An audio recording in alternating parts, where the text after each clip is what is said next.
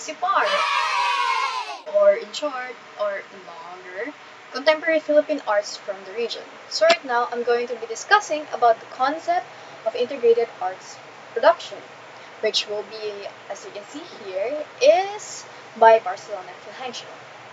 And today, I am going to be the one presenting first, which is Dr. Fulgencio. So now we are going to be discussing about what is concept what is the concept of integrated arts production. So right now, before we discuss it, we're going to be talking about three different things, which is the definition of art, integrated art.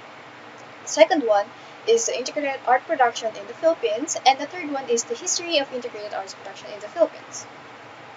So what is arts? So arts is the expression of one's feelings through creating something out of their imagination. So as we did back then on like the first few topics on CIPAR was painting. So when we did our painting, it's actually one way of creating art, which is expressing our feelings through creating something out of our imagination. For some of us, we kind of imitated some of the arts, but mostly we created it out of our imagination within our own interpretation of what it could be. So it's basically inspired by those type of art. So art is actually expressing something that we actually want. It can be through painting, as I mentioned, through music, through dancing, through theater, through visual arts, and any other type of art forms that actually needs or requires our attention and expressing ourselves. So next is what is integrated arts. So integrated art is the interdisciplinary art research, development, production, presentation, or artistic creation of work that fully uses two or more art disciplines to create a work for a specific audience. So what does that mean? We will learn in the next slide. So what is integrated arts production? So integrated arts production, as we all know or discussed like in the last slide, is the process of creating / producing artistic creations for their specific audience. So as we all know that integrated arts is the combination of two or more artistic creation. So it can be the combination of either art, music, theater, visual art, literature, architecture, film, or design. So one of an integrated art production could be through musical theater. There's art, there's music, there's theater in that. So, and of course, there's designs, and it can be produced through films too, like Les Miserables and those other types of creations, And next is the history of integrated arts production in the Philippines right now. So there is actually three types of history of integrated arts production that we have researched. So the first one is the ethnic tradition, which happened from the 900 to the 16th century. The second one is the Spanish colonial tradition, which happened from the 16th to the 19th century. Then the last one is the American colonial period, which happened in the late 19th to the 20th century. So as we all know, there's the ethnic tradition, which can be classified as pre-colonial, the Spanish colonial period, and the American colonial contemporary period. So first, let us discuss first what is the ethnic tradition. So the ethnic tradition, or the pre-colonial one, is the arrival of Negritos during the Paleolithic era. They had the Indonesians, which was the first immigrants that belonged to the Neolithic era. Then the next one is the Malays, or the Iron Age culture in the Philippines.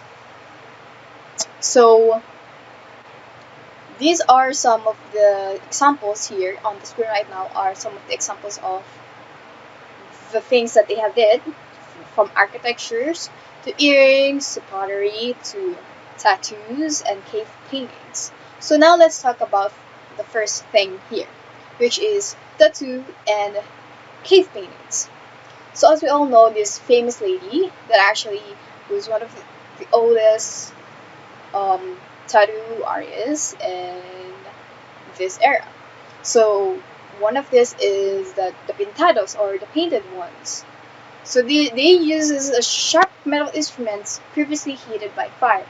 As you all know, that is one of the ways that we can actually do with ourselves through needle and the heat, because it, you know, the heat kind of produces this charcoal-like thing when we tattoo it. So that's one of the way we can have tattoos. Next, which is, you know, I guess like encouraged back then because of the traditions. Next is the silhouette, which is tattooing imitation. If you're wondering what that is, it's basically this one, which is like the kind of imitated tattoo, but technically they are not. Which is next is the Angona petroglyphs, or known as the oldest known artwork in the Philippines, which are the cave paintings, which we will be seeing here.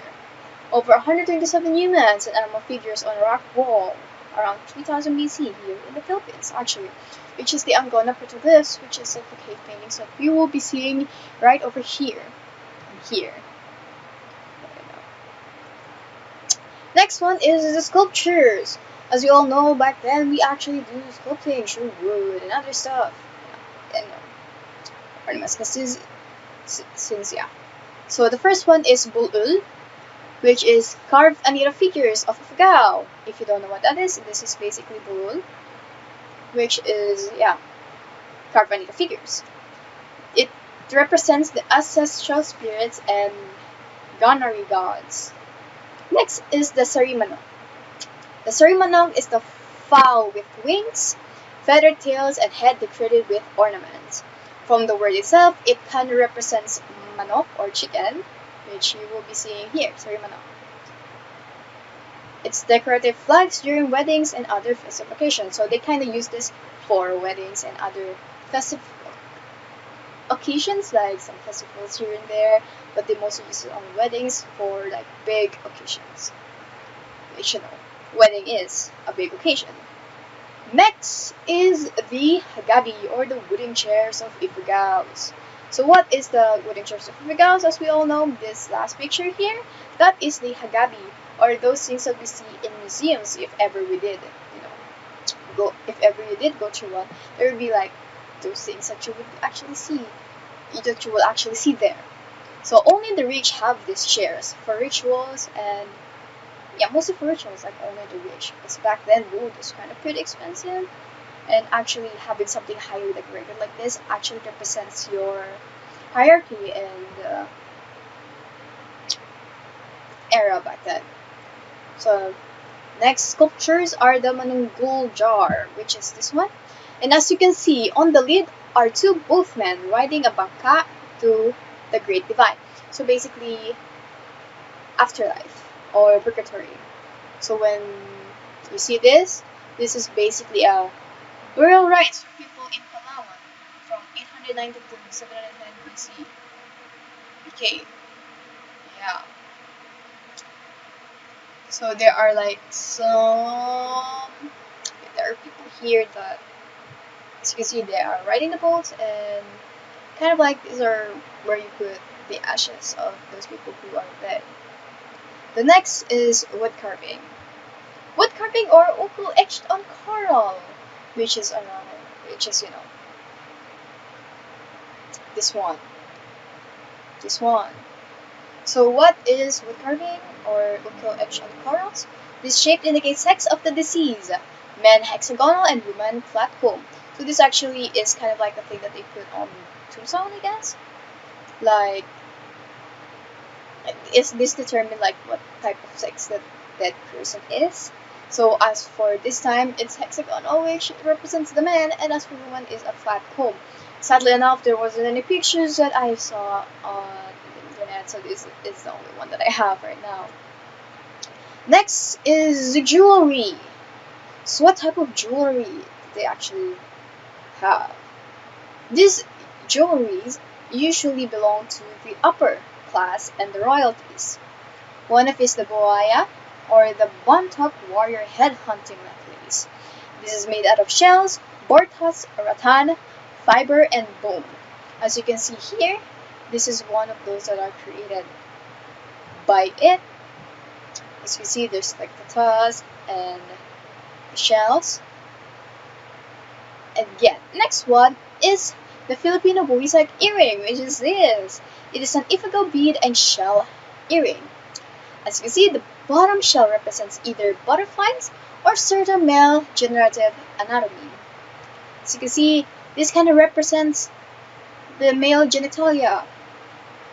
Yeah, but that doesn't mean it's bad, it's their culture, so. Yeah, an earring about the certain male generative anatomy. So next up is the architecture. So the architecture originally lives in caves, but as time passes, art of architecture prosper. So the first one is lean-to, or the early shelters. This consists of both roof and wall, suited for the nomadic negrito. As you can see, this one is the usual typical lean-to houses back then. Next is the tausug house. It has one room, gable roof house known as basinud, with separate kitchen accessible through the porch. The house built on a flat dry land or near slope towards Merkra is lucky. So basically what they're trying to say is those house built on a flat dry land near a slope is actually lucky for them. And actually, since this is pretty simplistic and it was back then, the roof here, as you can see, even if they do have a separate kitchen accessible through the side porch right here, it's actually pretty nice for them from having lean-to tausug house. Next is the Turogan. The Turogan is the ancestral house of the Maranao Sultan or Daru. The lacus-shaped roof, ornate beams, and massive posts proclaiming exalted status. The carved beam is called panolo. So as you can see here, this one is actually the Turogan, which actually represents the status of those people or datus back then. As you can see here, this actually represents the status of those people living in one. So next is the Ifugar house bale, or the no-nail house. So what is the no-nail house? Well, from the name itself, there's no nail in those houses. They can actually dismantle it and relocate, which is something that they do actually back then. As we all know that, they used to go from places to places depending on whether there's food there or there's it's easy to access food, and life back then. So next is their music. The natives were music lovers. They had their own musical instruments to accompany them. The Pigafetta, the historian of Magellan expedition, accompanied by women in Cebu, harmoniously playing with, as we all see here, there's a lot. There's the cymbals or platiles, as you can see here. Nose flute, bamboo, mouth organ, apio. The brass gong, the gansa. Flute or bansik. The long drum or the kolibao. The bamboo harp, which is that, or the subing. Water whistle, which, as you can see, there's a beautiful looking woman there. Water whistle or the payak, yeah, crying. The guitar or bugtot here. Then the xylophone or the agong, the normal xylophones, and the drum or tubo. Next is music. It's all music.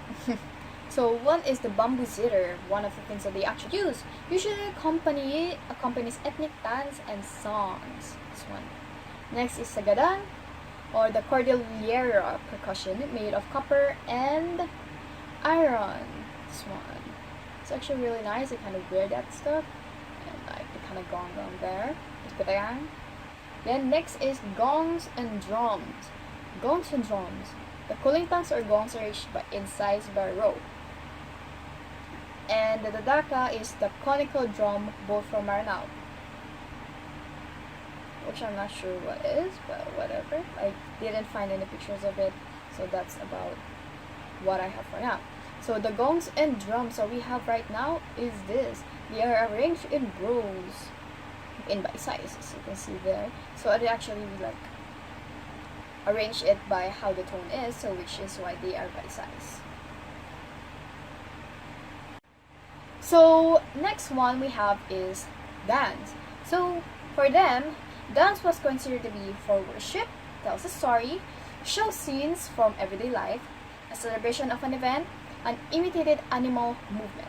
So for now, the one for worship is, for example, is the rain dance. So what is the rain dance? There is the rain dance as the god Bunyan for rain. Mostly they were used for the rice terraces. As we all know, the rice terraces is like a stairway of rice fields, and which needed a lot of rain for it to actually prosper. The next is the dance tells a story. So for this, next is, for example, is the salip. The salip is a courtship dance when a man and woman are to be wed. So basically, this is done during weddings or when they are going to get married. So yeah, so salip is the courtship dance. If ever you want it, you can do that. Next is the darangan. So the darangan is about Princess Gandingan, who was caught in the forest and saved by the prince. So this is actually telling a story about this one princess, that was caught in a forest, so she was stuck there. The next thing you know, a prince saved her, which is the darangan story. Next is that it shows scenes from everyday life. So the one that shows scenes from everyday life is the bangan dance, which is the Kalinga woman fetching water from the river, which is something that they did back then when they, didn't have access to easy water that we have right now. So they still have to get or fetch water from the rivers. Malong malong. The kapa malong malong shows or states like the different or many ways of wearing a malong. So as you can see here in the picture, they have malongs here. So basically, yeah, the balance there. It basically tells us the different ways of how they represent or show off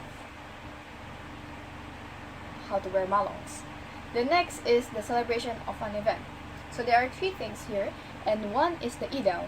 It's done before warriors go to war. So whenever like people back then or the people from Cordillera go to war before then, they have to dance for idaw, probably for fortune and luck. Next is Dugso, or the Thanksgiving, and for birth of their first son in Bukidnon. So Dugso is basically celebrated if ever they want to thank something or that they are thankful for having the first son, which back then having a firstborn son is actually really, really nice because they have someone to pass down through generation. Next is the Lepanto dance. So the Lepanto dance thank God of Kabunyan, the Kang-Kang-A tribe of the Benguet. So basically this is just for thanking God about what they receive and what they have for now. Next is the imitated animal movements. So there are three things for the imitation of the animal movements. The next is for the dance which imitated animal movements. So what is it? The first one is the tarekete, which is two tarketic or woodpeckers fight for attention from three females. That is done in Benguet. As you can see in the pictures right here, there are like bird-like creatures or the woodpeckers that are fighting for three female attentions. Next is the Binaylang Banog, which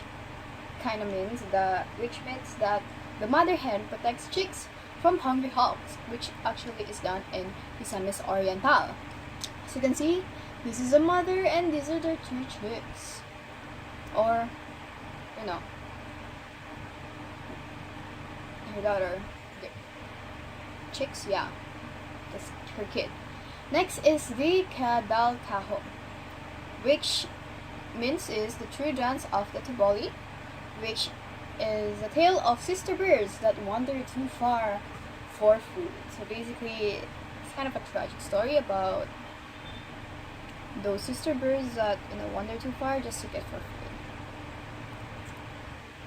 Next is the literature. As we all know, it is still a form of art. So literature can be categorized into flowing and or oral communication. As we all know, what we are doing now is oral communication, which can still be literature. Next is drama.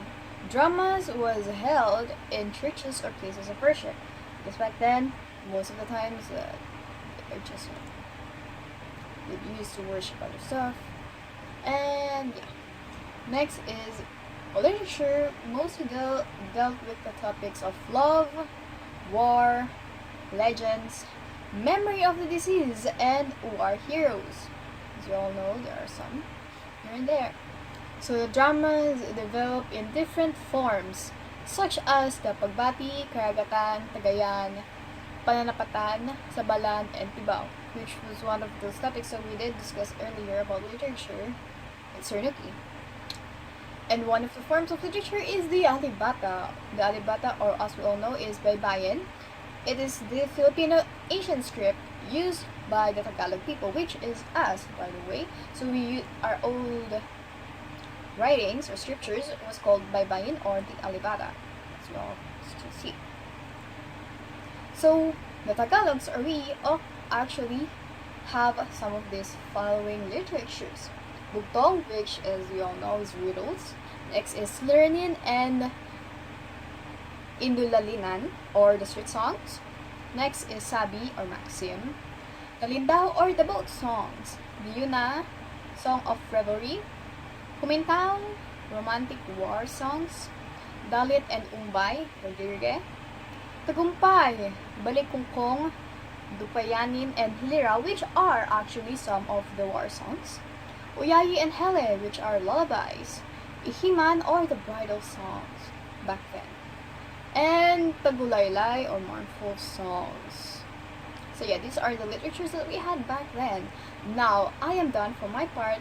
Now let's have Ashley Barcelon for the Spanish colonial period tradition and the American colonial tradition and the concept of integrated arts production. Thank you.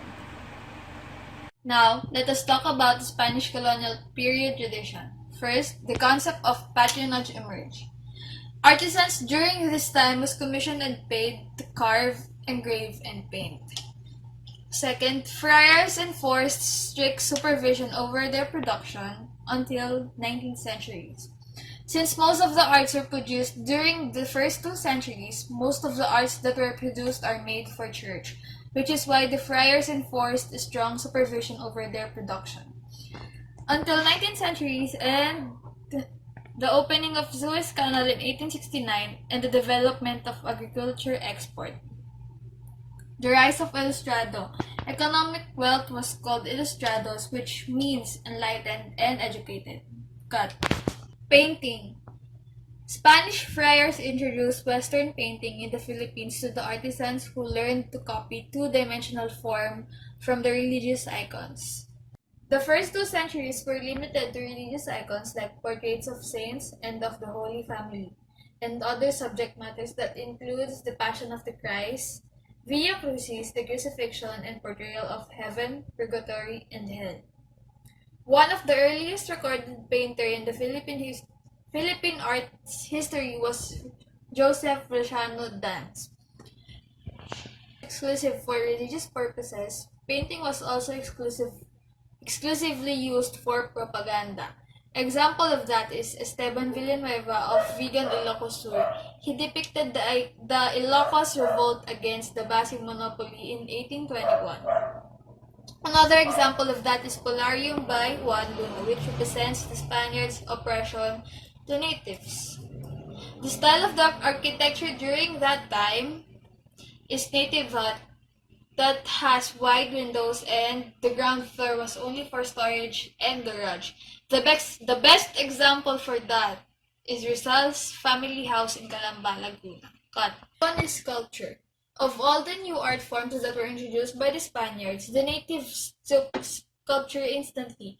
The carving of Anito was transformed into sculpture of saints. Santos are for church altars. Retablos are the central point, often referred to as cabinet of saints. The best example of retablo is in San Agustin Church in Intramuros. Relieves are the images that was carved in reliefs. Theater examples are Zarzuela and Comedia, and other was panunulugan, salubong, alay, sinakulot, timbag, moro-moro, and etc. Next one is graphic arts. Engraving was introduced in the 1950s by the Spanish colonizers. In 1593, the Dominicans published the La Doctrina Cristiana en la Lengua Española y Tagala, or Christian Doctrine in Spanish and Tagalog language, the first book that was printed in the country. On the book's cover was a woodcut engraving of Saint Dominic by Juan Vera, a Chinese convert. Is music and dance. One of the example of dance during his time is Balitao and Harana for music. Another example of dance is the Jota, originally from Zamboanga, and there's Coracha, depicts the courtship between the rooster and the hen. Let's talk about the American colonial and contemporary period. From one colonizer to another, after more than 3 centuries of Spanish rule, the Americans came. They set out to conquer the Filipinos through the education and governance, which is the public school system and a government system. Time has 6 styles, which are Italianate, Victorian, Mission Revival, Neoclassical, Neo-Gothic, and Neo-Renaissance. One of the examples of Italianate is Malacanang Play. Well, it gets back to me. So, in architecture for the American colonial tradition, we have the Italianate, which is, as you can see here on the screen, is the Malacanang Place, which actually has the square cupolas or towers, the elaborate classical detailings, wide overhanging eaves with closely spaced separated brackets. So you can see here, there's some nicely spaced brackets here. Tall and narrow square or arc window. So you see, there's some tall and narrow arc square windows here.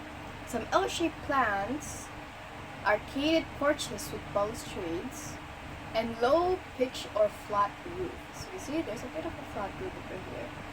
So next we have the Victorian. The Victorian is a steep gabled roof and dormers, cone-shaped turrets or square towers with mansard roofs. You see, there's a bit of a mansard roof over here. Intricate or richly ornamented paneling, treasures, and braces. So you can see here, there's some really nice braces here.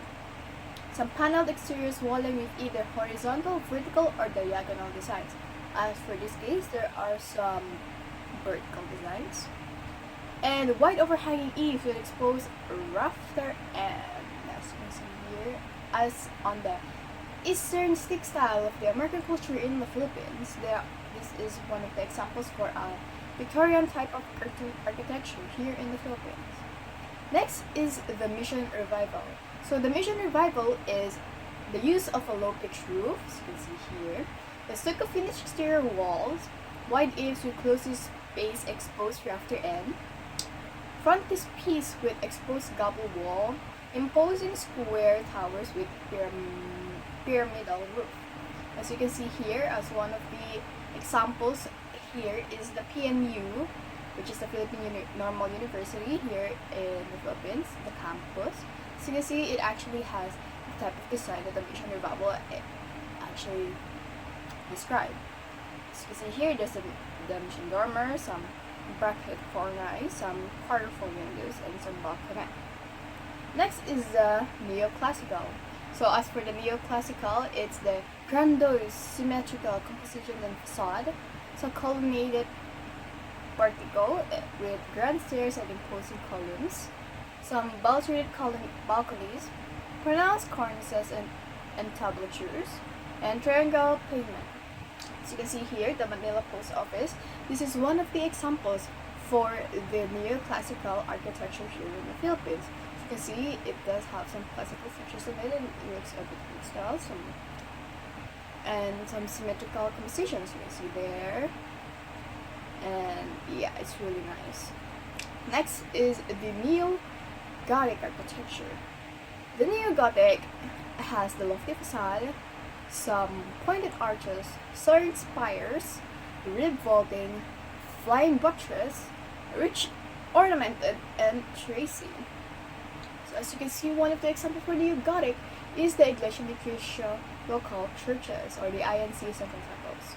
So as you can see, there's the needle spires, umbrella dome with multiple ribs, you can see, the octagonal lantern, and the steep gable walls, as you see here, the spikes, also which which technically explains the neo-Gothic styles. Last one is the Neo-Renaissance.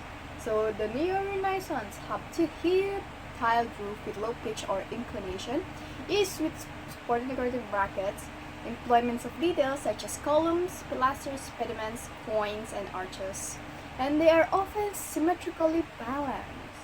As you can see here, the coin, or the one that was mentioned here, the coins here are those brackets things that my mouse is pointing at right now.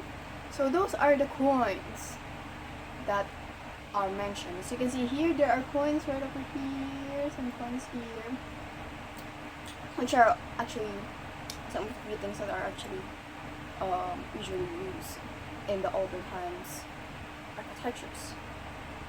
Which here in the Ayuntamiento de Manila, that's one of the examples of the Neo-Renaissance architectures here in the Philippines. And that is all for this time. So I hope you actually listened all throughout this, even if it is long. So thank you guys for listening, and these are all the links that we have used for this PowerPoint presentation and this reporting. Thank you for listening. Bye bye.